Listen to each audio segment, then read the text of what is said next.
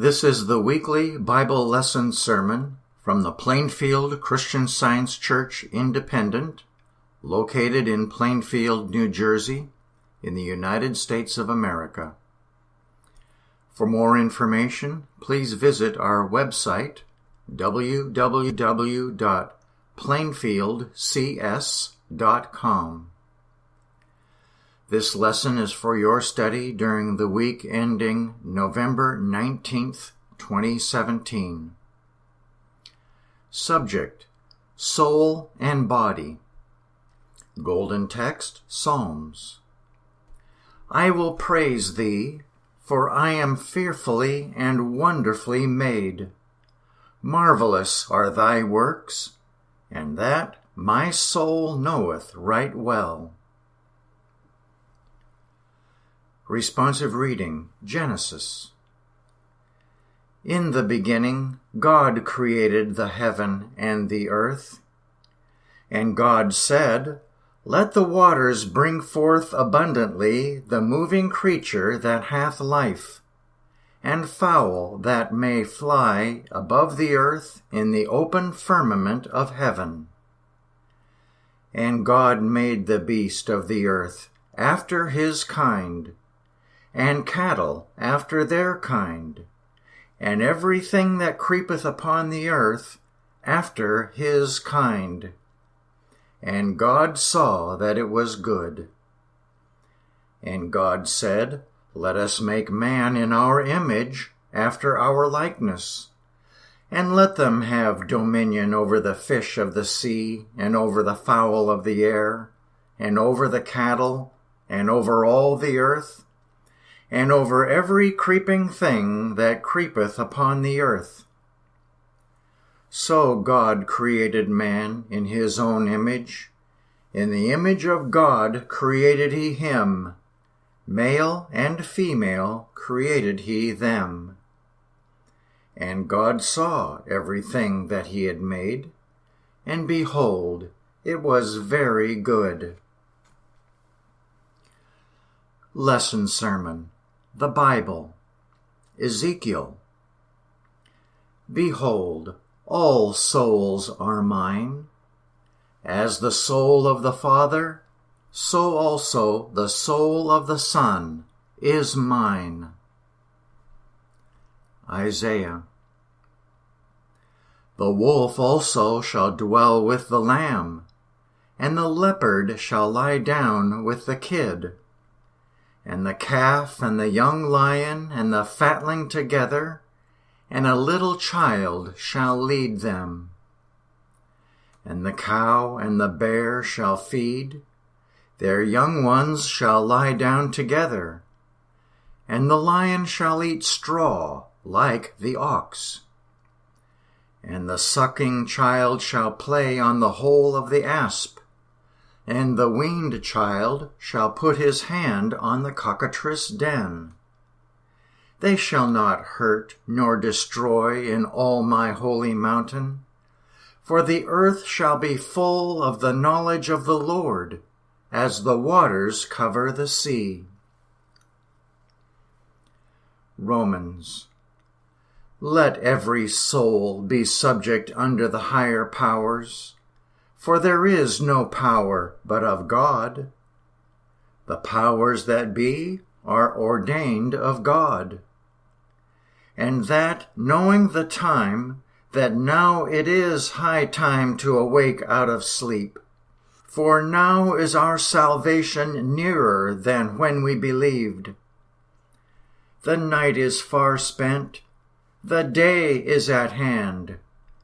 Let us, therefore, cast off the works of darkness, and let us put on the armor of light. Acts. And when it was determined that we should sail into Italy, they delivered Paul and certain other prisoners unto one named Julius, a centurion of Augustus' band. And entering into a ship of Adramyttium, we launched. But not long after, there arose against it a tempestuous wind, called Euroclydon. And when the ship was caught, and could not bear up into the wind, and when neither sun nor stars in many days appeared, and no small tempest lay on us, all hope that we should be saved was then taken away. But after long abstinence, Paul stood forth in the midst of them and said, And now I exhort you to be of good cheer, for there shall be no loss of any man's life among you, but of the ship. For there stood by me this night the angel of God, whose I am, and whom I serve, saying, Fear not, Paul, thou must be brought before Caesar. And lo, God hath given thee all them that sail with thee. And when it was day, they knew not the land, but they discovered a certain creek with a shore, into the which they were minded, if it were possible, to thrust in the ship.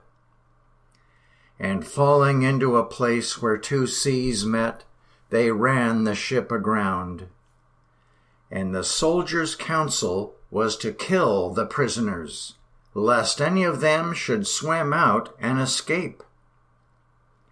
But the centurion, willing to save Paul, kept them from their purpose, and commanded that they which could swim should cast themselves first into the sea and get to land, and the rest, some on boards, and some on broken pieces of the ship.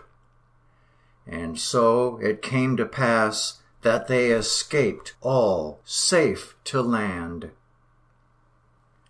And when they were escaped, then they knew that the island was called Melita. And the barbarous people showed us no little kindness, for they kindled a fire, and received us every one, because of the present rain, and because of the cold. And when Paul had gathered a bundle of sticks, and laid them on the fire, there came a viper out of the heat, and fastened on his hand. And when the barbarians saw the venomous beast hang on his hand, they said among themselves, No doubt this man is a murderer, whom, though he hath escaped the sea, yet vengeance suffereth not to live. And he shook off the beast into the fire, and felt no harm. Howbeit, they looked when he should have swollen, or fallen down dead suddenly. But after they had looked a great while, and saw no harm come to him, they changed their minds, and said that he was a god. And it came to pass that the father of Publius lay sick of a fever and of a bloody flux, to whom Paul entered in and prayed, and laid his hands on him, and healed him. So when this was done, others also, which had diseases in the island, came, and were healed. Psalms. Hear me when I call, O God of my righteousness. Thou hast enlarged me when I was in distress. Have mercy upon me, and hear my prayer. Blessed be the Lord, who hath not given us as a prey to their teeth. Our soul is escaped as a bird out of the snare of the fowlers. The snare is broken, and we are escaped. Our help is in the name of the Lord, who made heaven and earth. Job. But ask now the beasts, and they shall teach thee, and the fowls of the air, and they shall tell thee. Or speak to the earth, and it shall teach thee, and the fishes of the sea shall declare unto thee. Who knoweth not in all these that the hand of the Lord hath wrought this? In whose hand is the soul of every living thing, and the breath of all mankind. 3 John. Beloved, I wish above all things that thou mayest prosper and be in health, even as thy soul prospereth. I will now read correlative passages from the Christian Science textbook, Science and Health with Key to the Scriptures, by Mary Baker Eddy. God fashions all things after his own likeness. The facts of divine science should be admitted, although the evidence as to these facts is not supported by evil, by matter, or by material sense, because the evidence that God and man coexist is fully sustained by spiritual sense. Man is, and forever has been, God's reflection. God is infinite, therefore ever present, and there is no other power nor presence. Hence, the spirituality of the universe is the only fact of creation. Identity is the reflection of spirit, the reflection in multifarious forms of the living principle, love. Soul is the substance, life, and intelligence of man, which is individualized, but not in matter. Soul can never reflect anything inferior to spirit. Man is the expression of soul. The individuality created by God is not carnivorous, as witness the millennial estate pictured by Isaiah. The wolf also shall dwell with the lamb, and the leopard shall lie down with the kid, and the calf and the young lion and the fatling together, and a little child shall lead them.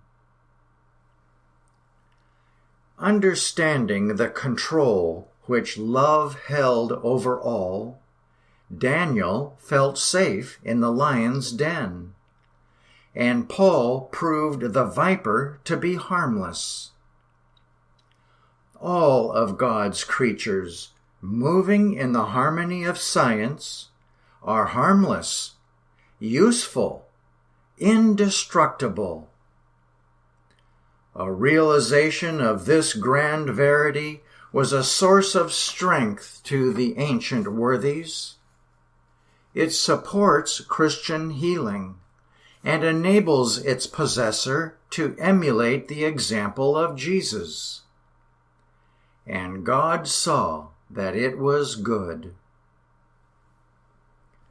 The belief that life can be in matter, or soul in body, and that man springs from dust or from an egg, is the result of the mortal error which Christ or truth destroys by fulfilling the spiritual law of being, in which man is perfect, even as the Father which is in heaven is perfect.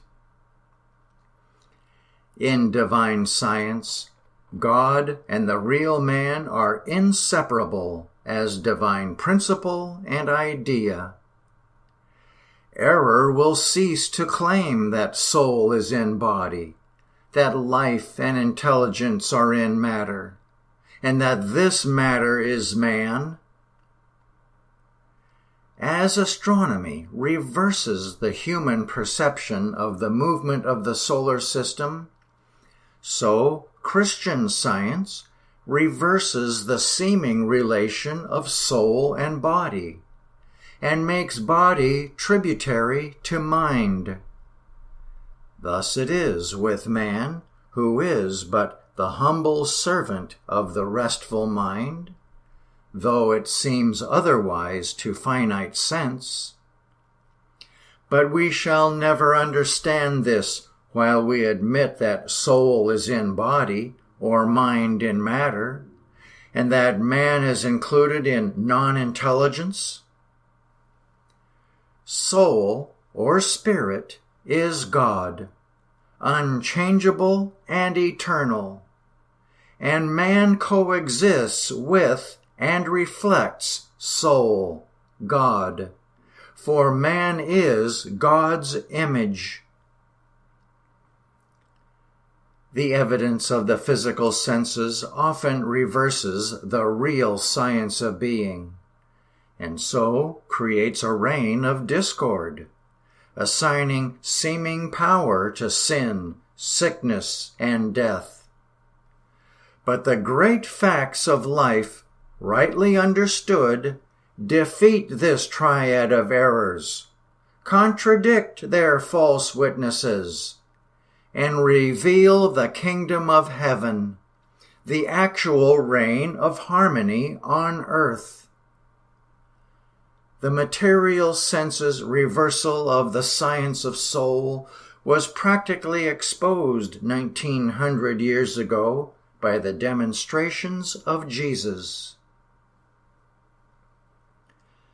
Health is not a condition of matter, but of mind.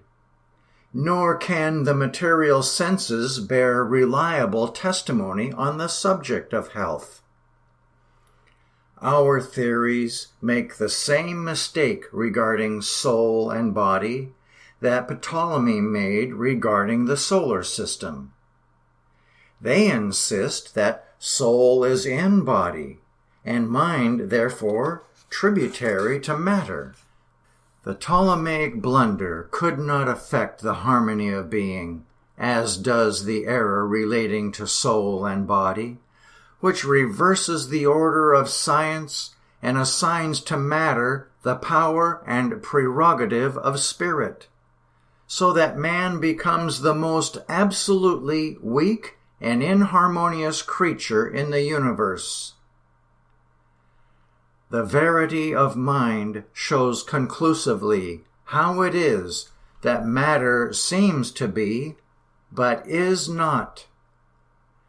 Divine science, rising above physical theories, excludes matter, resolves things into thoughts, and replaces the objects of material sense with spiritual ideas. The definitions of material law, as given by natural science, represent a kingdom necessarily divided against itself, because these definitions portray law as physical, not spiritual. Therefore, they contradict the divine decrees and violate the law of love, in which nature and God are one, and the natural order of heaven comes down to earth. Man, being immortal, has a perfect, indestructible life.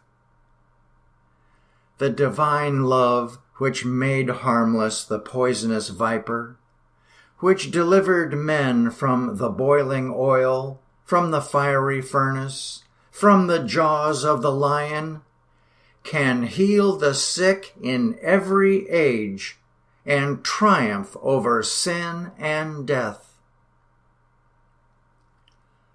Let us remember that harmonious and immortal man has existed forever, and is always beyond and above the mortal illusion of any life, substance, and intelligence as existent in matter. This statement is based on fact, not fable. The science of being reveals man as perfect, even as the Father is perfect, because the soul or mind of the spiritual man is God, the divine principle of all being. And because this real man is governed by soul instead of sense, by the law of spirit, not by the so-called laws of matter. I will now read the 3 daily duties as given in the church manual by Mary Baker Eddy. Daily prayer. It shall be the duty of every member of this church to pray each day, Thy kingdom come. Let the reign of divine truth, life, and love be established in me, and rule out of me all sin. And may thy word enrich the affections of all mankind and govern them. A rule for motives and acts. Neither animosity nor mere personal attachment should impel the motives or acts of the members of the Mother Church. In science, divine love alone governs man, and a Christian scientist reflects the sweet amenities of love in rebuking sin in true brotherliness, charitableness, and forgiveness. The members of this church should daily watch and pray to be delivered from all evil, from prophesying, judging, condemning, counseling, influencing, or being influenced erroneously. Alertness to duty. It shall be the duty of every member of this church to defend himself daily against aggressive mental suggestion, and not be made to forget nor to neglect his duty to God, to his leader, and to mankind. By his works he shall be judged, and justified or condemned.